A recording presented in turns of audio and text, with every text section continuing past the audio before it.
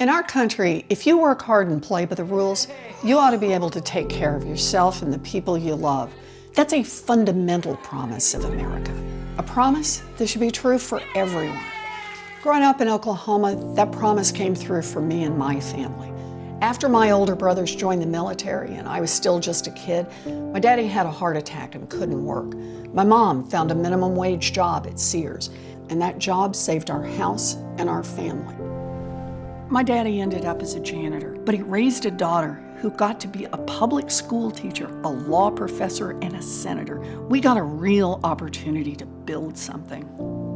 Working families today face a lot tougher path than my family did. And families of color face a path that is steeper and rockier, a path made even harder by the impact of generations of discrimination. I've spent my career getting to the bottom of why America's promise works for some families, but others who work just as hard slip through the cracks into disaster. And what I've found is terrifying. These aren't cracks that families are falling into, they're traps. America's middle class is under attack. How did we get here? Billionaires and big corporations decided they wanted more of the pie, and they enlisted politicians to cut them a fatter slice. They crippled unions so no one could stop them. We're going to turn the bull loose.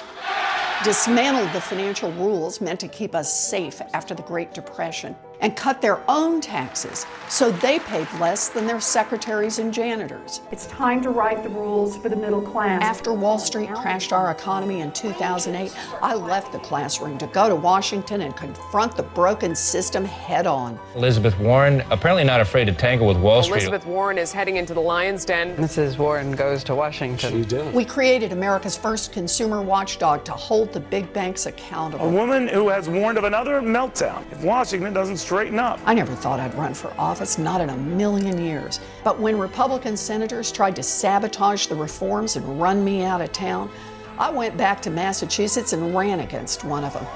And I beat him. And we are going to turn Washington back to the people. Who do we love? Warren! Who do we love? Warren! Today, corruption is poisoning our democracy.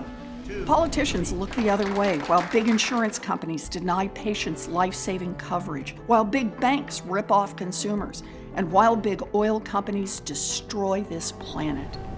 Our government's supposed to work for all of us, but instead, it has become a tool for the wealthy and well-connected.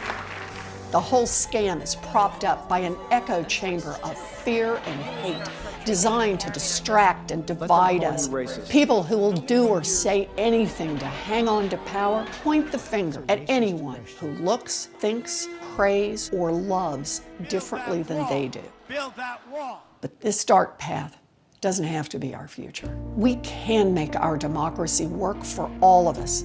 We can make our economy work for all of us. We can rebuild America's middle class, but this time we gotta build it for everyone.